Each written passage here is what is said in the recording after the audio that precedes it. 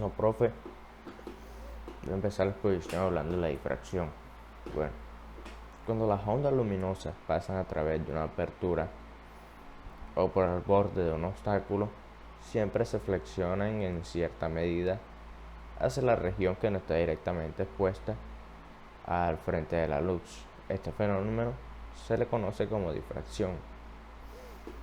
En pocas palabras es como, por ejemplo, la luz que pasa por debajo de la puerta, la luz que pasa por la ventana. Todo eso son un ejemplo de difracción. Pues entonces, en pocas palabras, también la difracción vendría siendo la capacidad de las ondas para deflectarse alrededor de los obstáculos que encuentren en su trayectoria. El ejemplo que yo puse, el obstáculo vendría siendo la puerta y pasa por debajo de la puerta en poco orificio que tiene. Entonces, para comprender esta flexión de onda, consideramos lo que ocurre cuando las ondas acuosas inciden sobre una apertura estrecha. Se puede usar un generador de ondas planas en una cuba de ondas, como se muestra en esta figura. Entonces, la banda metálica que vibra sirve como una fuente de ondas en un extremo de una bandeja con agua. Las ondas planas inciden en la barrera, dispersándose hacia la región situada al otro lado de la apertura. Las ondas difractadas parecen originarse en la abertura de acuerdo con el principio de las ondas de, de Huygens, que decía que cada punto de un frente de onda puede considerarse como una nueva fuente de onda secundaria. Es posible llevar a cabo un experimento similar con la luz, pero para poder observar la difracción, la rendija de la barrera tiene que ser estrecha. De hecho, la difracción se nota solo cuando las dimensiones de una abertura o de un obstáculo son comparables a la longitud de las ondas que inciden sobre ellos. De hecho, explica por qué la difracción de las ondas acuosas y las sonoras se observa a menudo en la naturaleza, pero no ocurre lo mismo con la difracción de la luz.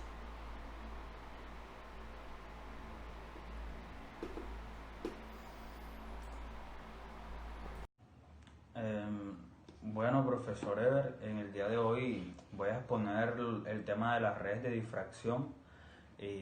Un tema pues algo corto, pero un tema que se puede ahondar mucho en la física.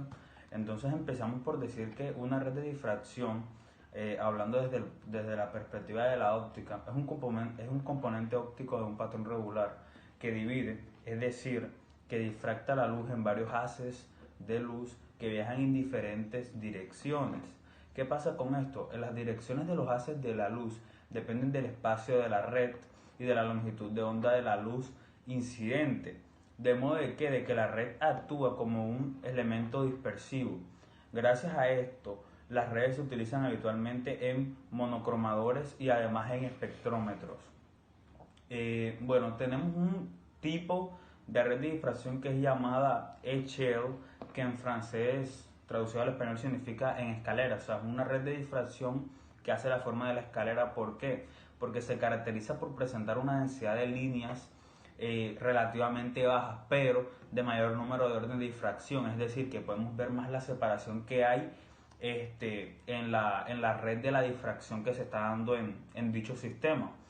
Entonces, ¿qué pasa? Debido a esto se obtiene una mayor eficiencia y menos efectos de polarización en los rangos de longitudes de ondas mayores, porque como son menor número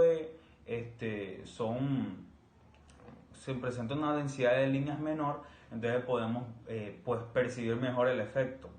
Y también, pues, para explicar un poco lo de el principio de funcionamiento de las redes de distribución, podemos decir que Al igual que las otras redes de difracción, se forma por unas ranuras que se podrían llamar escalones con anchos cercanos a la longitud de onda que se está difractando en ese sistema. Esta estructura permite que la luz de la onda sea asociada a cada ranura que se difracta hacia la posición correspondiente al orden cero cuando su incidencia sea normal al plano de difracción, mientras que las órdenes mayores sean refractadas con ángulos específicos definidos por la densidad de red para cada orden seleccionado.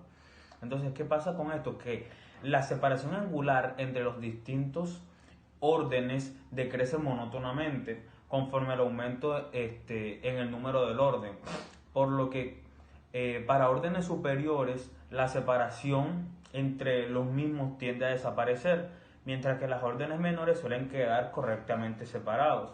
Ya por eso vemos que las longitudes más pequeñas son las que hacen mejor lo que es la red de difracción. ¿Dónde podemos ver una red de difracción? Un claro ejemplo sería en un CD que cualquiera tenemos en nuestras casas, en la cara, que es como si fuera un cristal o un espejo, que se puede usar para demostrar el efecto de la difracción, haciendo incidir la luz solar y recogiendo esto en una pared. Vemos cómo se forma una red de difracción de diferentes haces de luz en la pared, porque cuando se llega la luz del sol es diferente el rayo de incidencia que hay, tanto de la luz que proviene como de la luz que se proyecta. Entonces, pues, esto sería todo lo del funcionamiento y los principios básicos de la red de difracción. Dale, Juan. Buenas tardes, profesor Ever. El día de hoy vamos a continuar con una nueva exposición. Entonces, va a comenzar mi compañero Luis. Bueno, profe, yo voy a comenzar exponiendo sobre la polarización. La polarización es el procedimiento y el resultado de polarizar. O sea, este verbo puede referirse a la alteración de la luminosidad mediante la reflexión o la refracción, que fueron los temas que nosotros expusimos anteriormente en la otra clase. Entonces, al aporte de una cierta tensión a un dispositivo electrónico, a la disminución de la corriente eléctrica de una pila a causa de un incremento de la resistencia, o, en un sentido más amplio, al surgimiento de dos sentidos o direcciones que resultan opuestos.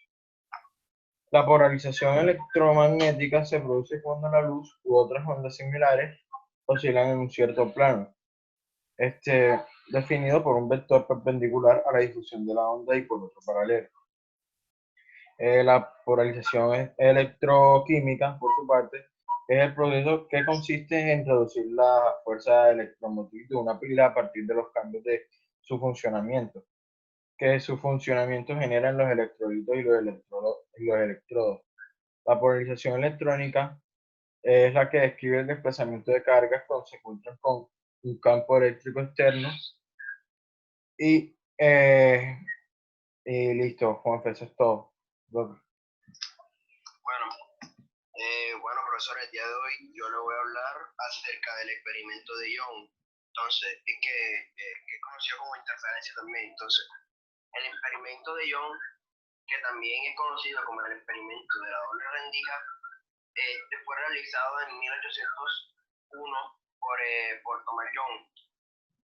Él lo que intentaba era discernir la naturaleza corpuscular o ondulatoria de la luz. Entonces, por lo que Young pudo comprobar un patrón de interferencias en la luz que proceden de una fuente lejana al difractarse por el paso de dos rejillas. Lo que este resultado contribuyó a la teoría de la naturaleza ondulatoria de la luz. Entonces, luego de esto, la experiencia fue considerada como fundamental a la hora de mostrar la dualidad de la onda corpúsculo, que es una característica de la mecánica cuántica. Entonces, este experimento también se puede realizar con electrones, protones o incluso neutrones que producen patrones de interferencia similares a los obtenidos cuando se realizan como los que se realizan con la luz. No, muchas gracias, profesor. Muchas gracias, profe.